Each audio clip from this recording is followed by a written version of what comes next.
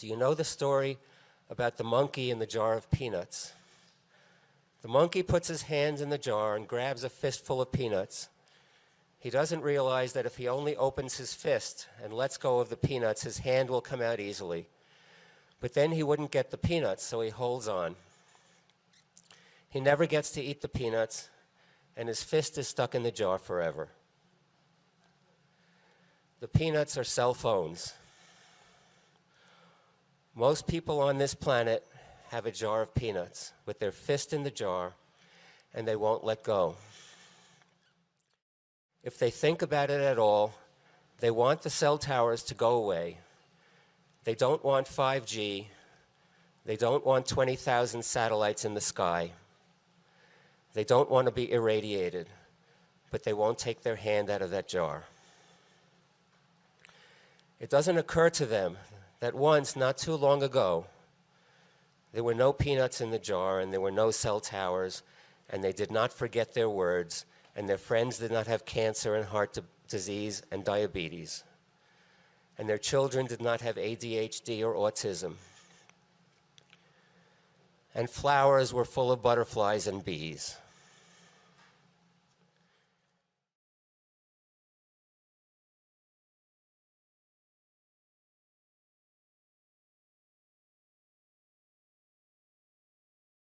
If you hold a cell phone in your hand against your head, your brain is getting 100,000 times more radiation from the cell phone than it probably gets from the nearest cell tower. If you put the cell tower on a table 3 feet away, you're only getting 10 times more radiation from the cell phone than you're getting from the cell tower. In order for you to own a cell phone, that tower has to be there. In order for you to make a cell phone call, that tower has to open up a dedicated channel just for you, and it has to irradiate the entire countryside just so you can make that call and irradiate not only your own brain, but everyone around you. Those of you who own cell phones, do you ever wonder when you're on your phone who you are irradiating, who you are torturing? In order for you to answer a call on your phone, that cell tower has to open up a dedicated channel just for you and irradiate the countryside and all the people and birds and animals and trees and insects just so you can answer that call. And if you want to be able to use your cell phone in emergencies and remote locations, there have to be cell towers absolutely everywhere. And if you want to be able to connect to the internet with your cell phone, and everybody in the world wants to connect to the internet with their cell phone, the existing towers don't have enough capacity, so they have to build more of them. The more devices there are on the internet, the more towers.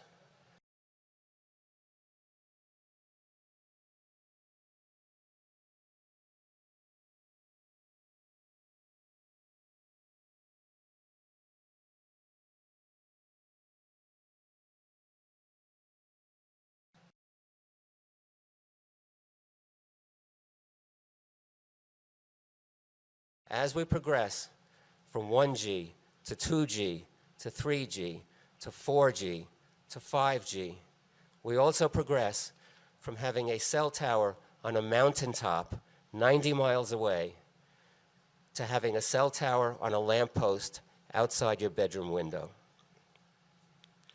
1G is what we had in the 1980s and until 1996. The phones were large. Not many people had them, and the cell towers were few and very far between, mostly around metropolitan areas. The few people who used cell phones lost many brain cells, and some got brain cancer. But the general population was not much affected. Analog signals are smooth sine waves, continuous waves. Each frequency can only serve a single cell phone user. 2G is digital. Digital means pulsed. Everything is encoded into zeros and ones, 2G came to the US in late 1996. The telecommunications industry wanted to put a cell phone into the hands of every man, woman, and child on Earth. And in order to do that, they needed a much denser network of cell towers. And they needed them everywhere, not just in metropolitan areas, but in small towns, forests, wildlife refuges, wilderness areas, and national parks. They sold these phones as being necessary for emergencies, and they could not sell them unless they could assure people they would work wherever they lived and wherever they traveled. 2G was digital for two reasons. First, each frequency could be used simultaneously by many users. They could divide a single frequency into time slots, one time slot per user instead of one frequency per user. Or they could assign a different digital code to different users of the same frequency. So they didn't need quite so many towers if they were digital. Second, they wanted all cell phones to be able to save and store information that could be downloaded onto a computer. 2G caused enormous health problems. It injured millions. It caused the influenza epidemic of 1996 through 1997. It killed at least 10,000 in the United States in a matter of months, according to statistics from the Centers for Disease Control. I am a refugee from 2G technology. Some people say that pulse signals are more harmful than continuous waves. That's not always true. They both cause cancer and diabetes, as far as we know, equally. Continuous waves cause worse damage to the blood-brain barrier than pulsed signals. Pulse signals are more damaging to the heart and the nervous system. It depends on which effects you are looking at. 3G came to the US in 2004. 3G were the first smartphones.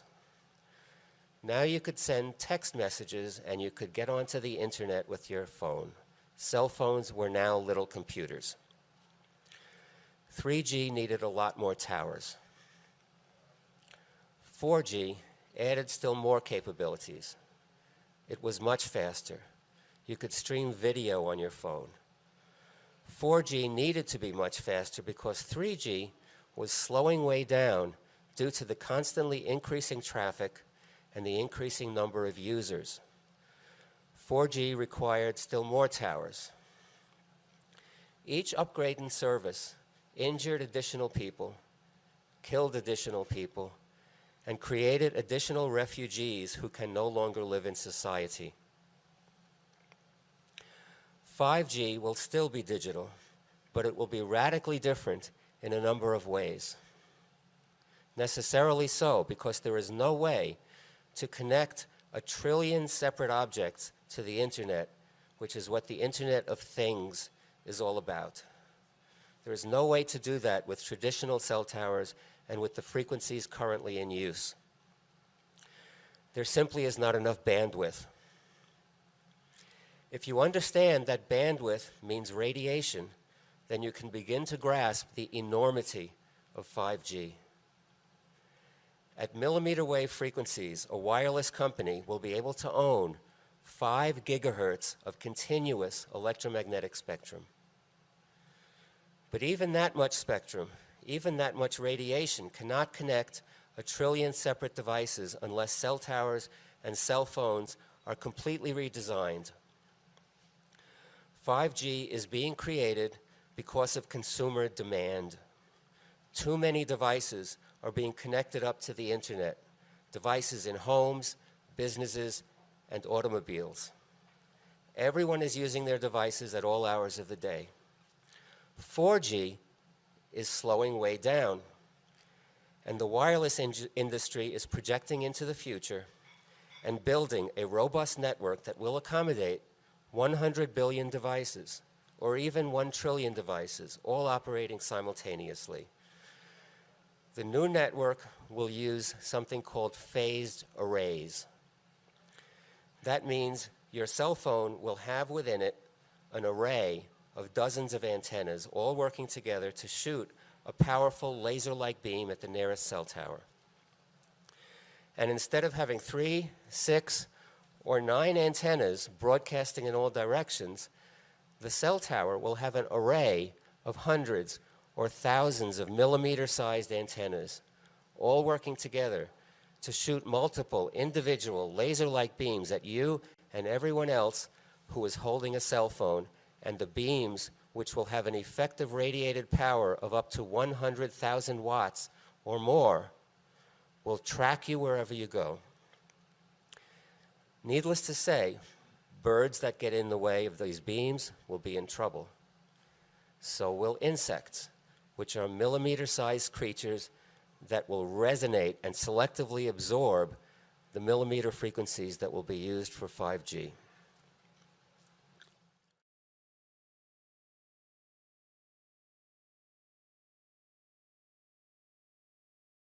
At least 20 million people in the world, and I estimate that conservatively, have already been injured by cell phones and their infrastructure so severely that they cannot work, they are driven out of their homes and their cities, and they cannot live in society.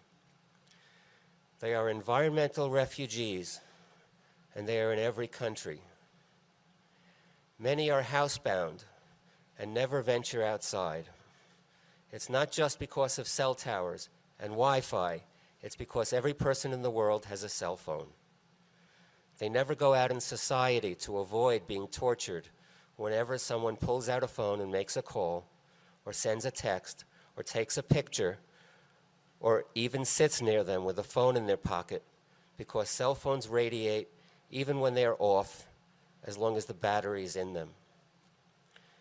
Many of these people are homeless, living in cars and tents in remote places, committing suicide, and no one comes to their aid.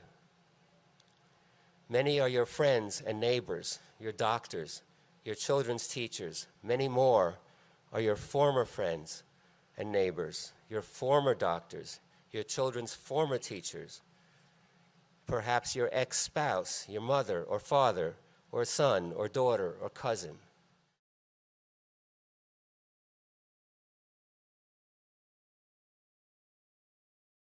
These are the people who are called, wrongly, electrically sensitive, just as the people who have been poisoned by the millions of petrochemicals that have rained down on our world since World War II are called, wrongly, chemically sensitive.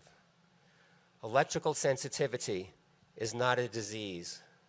It is not a medical term. It is a purely political term.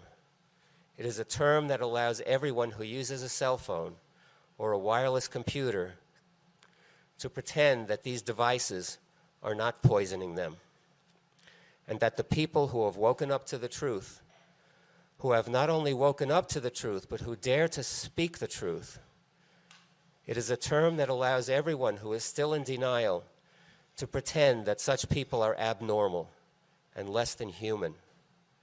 It is a term that allows the purveyors of these devices to sell them with a clear conscience, to pretend that they are not committing a crime against all humanity. It is a term that allows people to pretend that their own poor memory and inability to sleep, or their high blood pressure, or their multiple sclerosis have nothing to do with their own cell phone and their wireless router. It is a term that allows the screams of the people who have not only managed to figure out what is killing them, but who dare to insist that this is not okay, that this is not normal, that this must stop. It is a term that allows their screams on behalf of themselves and their beautiful planet to be ignored. It is a term that allows everyone who has opened up their eyes to what is actually happening to be treated as though they are still blind instead of being listened to. It is a term that allows doctors to prescribe anti-anxiety medications, antidepressants, and sleeping pills instead of telling their patients to get rid of their Wi-Fi and throw away their cell phones. It is a term that allows people to undergo hip replacements instead of keeping their cell phone out of their pocket, to undergo heart transplants instead of throwing away their wireless devices.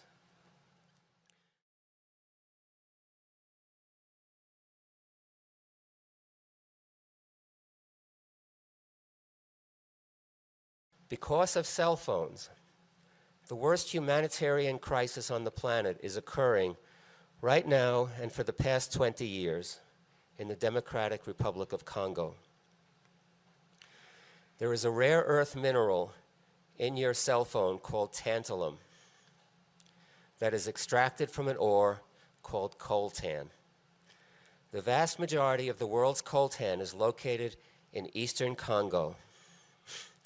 A lot of that coltan is being mined by hand by child slaves in the Ituri province of the Congo, where the rainforest is being cleared.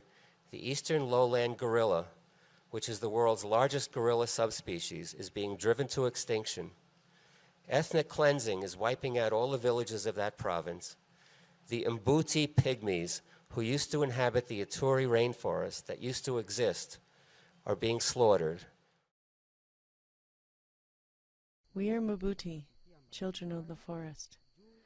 We say, Indura ni boku, the forest is everything. We were created in the forest, and the forest is where the spirits of our ancestors still live. The forest gives us all that we need. We collect branches and leaves to build our huts. We take tree bark and pound it into cloth. Dye from plants and flowers is used to decorate cloth and our bodies. All of our food comes from the forest. We go to the forest and collect nuts, fruits, plants for traditional medicine, honey, and meat.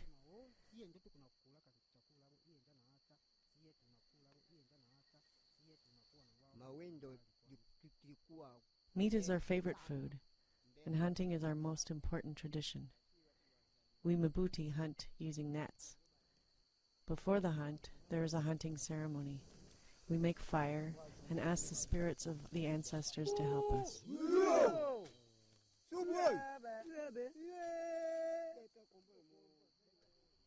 Everyone is important in the hunt. Men and women hang the nets on trees and plants so they are difficult for animals to see. Then the women and children go into the forest and drive the game towards the nets with sound.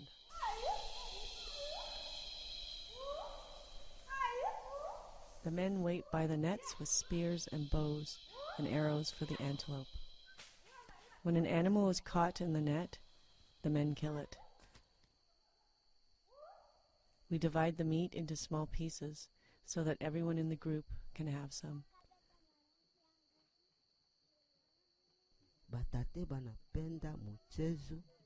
We give thanks to our ancestors.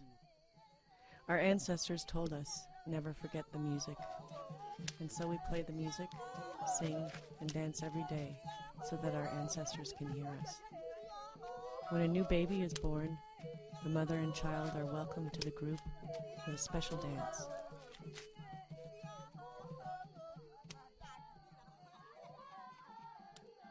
We sing to celebrate marriage, the initiation from childhood to adulthood, and the success of honey collection and the hunt. We also sing just to show our happiness. If we have a problem, we sing and dance for the ancestors, and they will help us.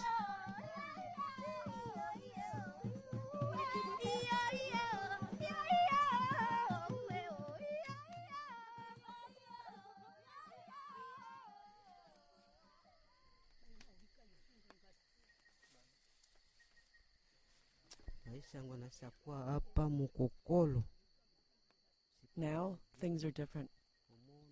The government told us to leave the forest and live in villages by the road. It is very difficult to live in the village. We need things like soap, oil, and clothing, but we have no money.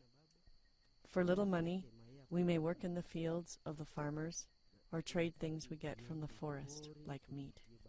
Some Mbuti hunt too much, so they can sell bushmeat to outsiders. It is now difficult for us to catch many antelopes here. In the village, we worry that our children will lose their traditions. We advise them to never forget the culture of their ancestors in the forest.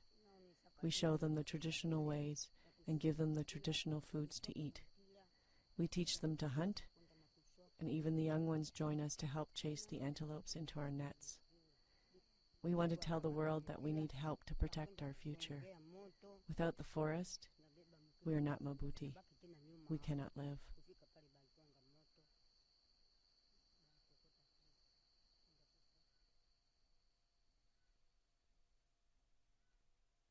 Ethnic cleansing is wiping out all the villages of that province. The Mbuti pygmies, who used to inhabit the Ituri rainforest that used to exist, are being slaughtered, all to clear an immense area of land in order to mine more and more and more and more coltan for the billions of throwaway devices that you are holding in your hands that become obsolete and must be replaced virtually every year. An estimated 2 million people in eastern Congo, many of them children, many of them virtual or actual slaves, are mining coltan by hand under appalling conditions to be shipped to processing plants in China and East Asia before winding up in your cell phone. The conflict in Congo is being called a civil war by the media. It is not. It is a war for control over the world's most prized mineral deposits. An estimated 5.4 million people died in the first decade of the war over coltan. No one knows how many have died in the second decade. The cause of all of this havoc and destruction is the cell phone. They want our gold, our copper, our cobalt, our coltan, our zinc, our aluminum, our titanium, our flesh, water, our timber, our iron, our diamonds, our fish, our uranium, our tin, our cosmic. They want us for free. So they've been taking it and killing people, innocent people for it. Blind children, why me? But what could you do? I do. What did I do? What do I do? What did I do? What did I do? Since 1994, they are over 6 million. And the people dead in a democratic republic of Congo. Because of them, it's time to find out who they are.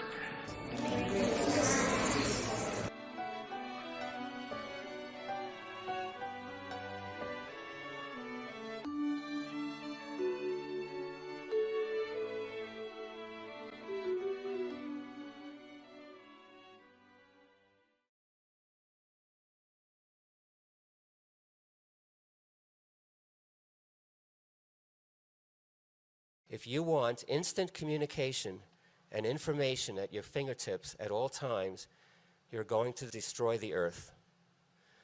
As soon as you buy a cell phone and register it with a service provider, that provider is required by law to put up enough towers to serve you wherever you live and wherever you travel. The more often you go on the internet and the more devices you own that go on the internet, the more towers your service provider has to erect until it eventually runs out of spectrum and has to go to the FCC and ask for more spectrum in order to serve you. And as soon as the FCC auctions off new spectrum, the companies that buy the new spectrum are required by law to put up enough towers and antennas to make use of it. And that is where we are today. The FCC plans to auction off millimeter wave spectrum on November 14th, 2018. And in order to make use of that millimeter wave spectrum, your service provider will have to put up antennas on a pole outside your bedroom window.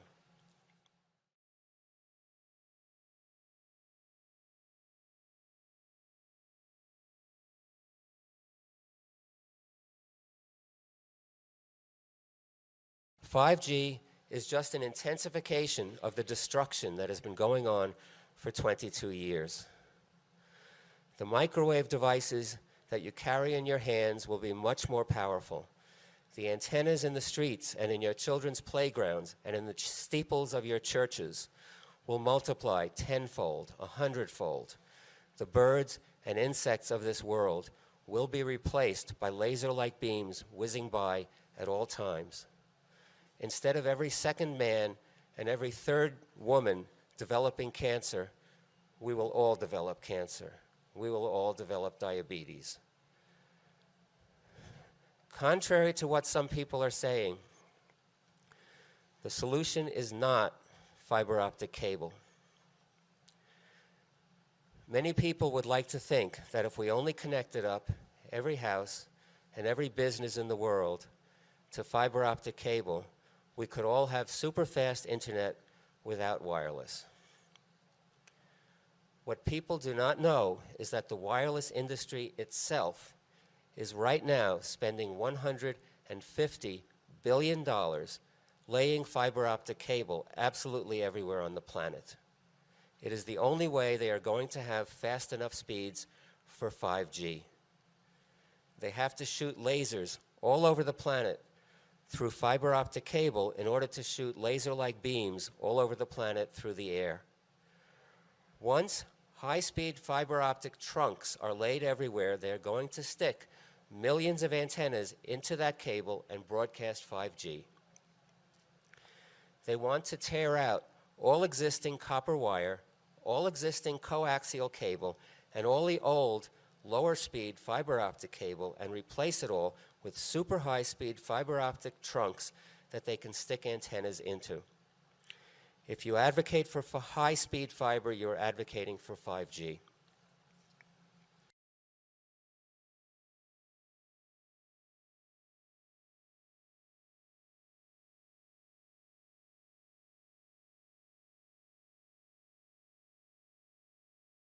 Some people are saying Wi-Fi will be the solution. Instead of dangerous microwaves, we can use safe, ordinary light. I have news for them. Wi-Fi will be worse.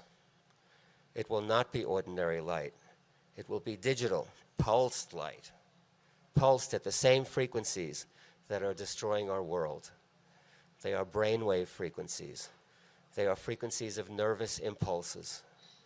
They are frequencies of our organs and our cells. And we will absorb them much more efficiently if the carrier wave is light than the carrier wave is microwaves. We did not evolve with microwaves. Microwaves are foreign to us. Our bodies reject them. Light, however, is a necessary nutrient. The blood in our veins is blue, and in our arteries is red because we absorb red and blue light, as well as the colors in between. Wi-Fi will destroy us from within like a Trojan horse.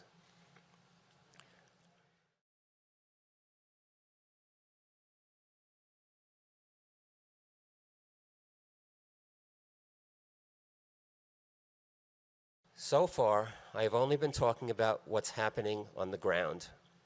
The third generation partnership project released, that's a worldwide organization that sets the standard for all wireless technology. It released technical specifications for 5G in June 2018. They include not only specifications for 5G on the ground, but specifications for 5G satellites in space.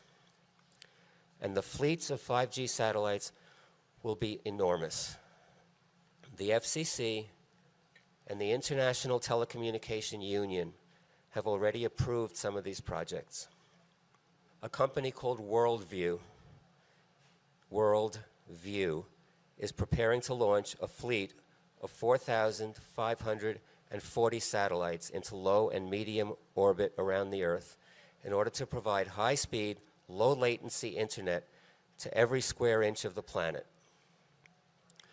The partners and investors and customers of this project already include Airbus, Amazon, Virgin Galactic, Qualcomm, Hughes Network Systems, Intelsat of Luxembourg, Marker LLC of Israel, Grupo Salinas of Mexico, SoftBank of Japan, Bharti Enterprises of India, Coca-Cola, and Honeywell.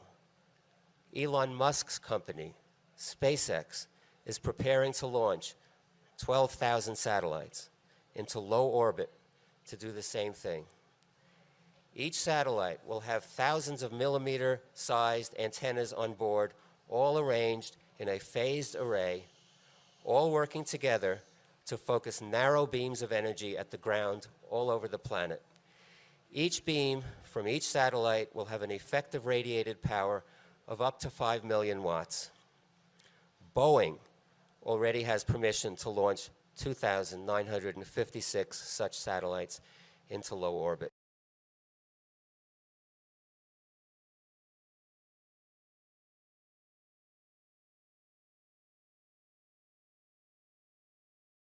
Nobody is stopping to ask what this will do to Earth and every living thing on Earth.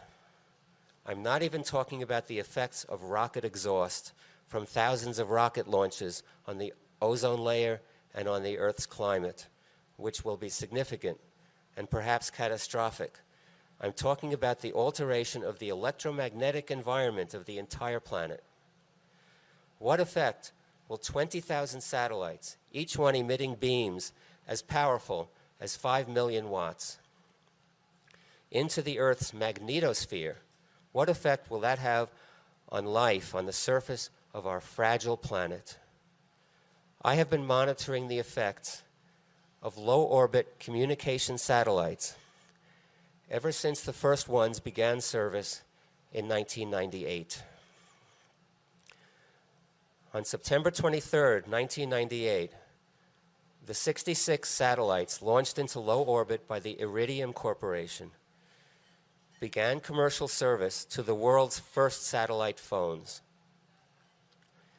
People from all over the world reported to me that beginning early in the morning on September 23rd, it felt like a knife went through the back of their head, or they had stabbing pains in their chest, or they had sudden onset of headaches, dizziness, nausea, nosebleeds, asthma attacks.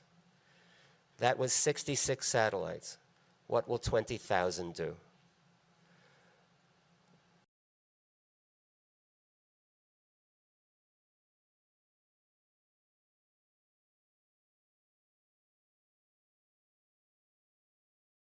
Electromagnetic energy is invisible, so people ignore it. But it is all around us, and in us, and through us, and it is the basis of life. The atmospheric electric field, the electric field in which we all live and work and function, has an average value of 130 volts per meter. There is a small but constant electric current coming down from the sky into the earth at all times that flows through every living thing. That electric current enters the top of every tree, flows down through the sap and into the earth through the roots. That electric current enters the tops of our heads, flows down through our acupuncture meridians, and into the earth through the soles of our feet. It is what gives us life, maintains our health, and regulates our biological rhythms.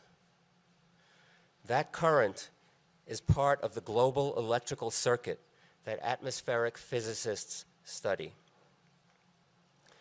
The electric current courses through the ionosphere above us, flows gently down through the atmosphere to the earth in fair weather, courses through the earth beneath our feet, and flows violently back up to the sky during thunderstorms. We pollute the global electrical circuit at our peril. Nobody is stopping to ask what 20,000 satellites located directly in the ionosphere, each one emitting digital pulsed millimeter wave radiation of up to 5 million watts. Nobody is stopping to ask what that will do to every living thing below.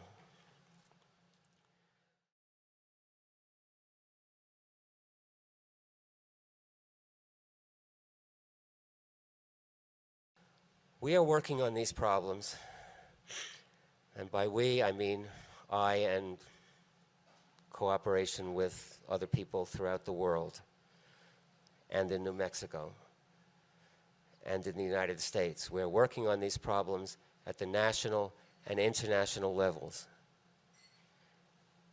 Here in New Mexico, we are going to file a lawsuit in Santa Fe shortly, asking a judge to declare that any law passed by city, state, or federal government that deprives injured people of any remedy for their injuries, we're going to ask the court to declare such laws unconstitutional. That includes, specifically, an ordinance that was passed by the Santa Fe City Council 1 year ago, which says that antennas in the public rights-of-way within the city of Santa Fe are no longer subject to land use review. A law that was signed by Governor Martinez in March and is scheduled to go into effect on September 1st, which says that antennas in the public rights-of-way anywhere in New Mexico are no longer subject to land use review. And we're going to challenge Section 704 of the Telecommunications Act of 1996, which for the past 22 years has deprived injured people of any right to protest cell towers on the basis of health or to collect any damages if they are injured. This lawsuit has the potential for setting a nationwide precedent in a short amount of time, provided we raise enough money to pay for experts and lawyers. Please contact me afterwards, or call me, or email me if you want to help. We have a lawyer who gets how huge this lawsuit is, who is drafting the complaint right now, and who wants to file it by the end of August. An international appeal to stop 5G on Earth and in space has been drafted and will be released hopefully this week. I have been helping with that effort. Our goal is to get thousands of signatures of scientists, doctors, and environmental organizations all over the world, and to formally present the appeal in many languages to the governments of all nations by the end of September 2018. Also contact me afterwards, or call me, or email me later if you want to help with that project. My phone number and email address are on the handouts that I will give you. All of these efforts, our efforts here in New Mexico, lobbying efforts in Congress and in state legislatures around the country, class action lawsuits that are being filed in Canada and Australia, and the international appeal that we will present to every government. All of these efforts depend on the public. The telecommunications industry is the largest industry on the planet. No legislator, no judge, and no government official will risk damaging this industry and threatening the world economy unless the public rises up and lets them know that we do not want these products and services anymore. None of these efforts can succeed unless the monkey opens his fist.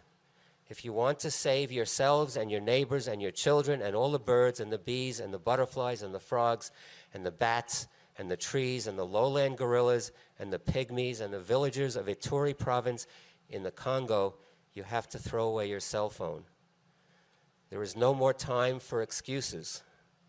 It has to start here, and it has to start now, and it has to spread from here throughout the world.